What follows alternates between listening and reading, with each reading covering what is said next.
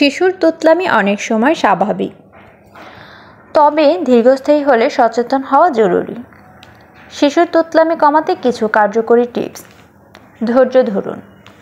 শিশুকে কখনোই তাড়া দিবেন না, ওর নিজের গতিতে কথা বলতে দিন। শ্রদ্ধাশীল আচরণ করুন। শিশুর তোতলামি নিয়ে হাসি তামাশা করবেন না। কথোপকথনে মনোযোগ দিন।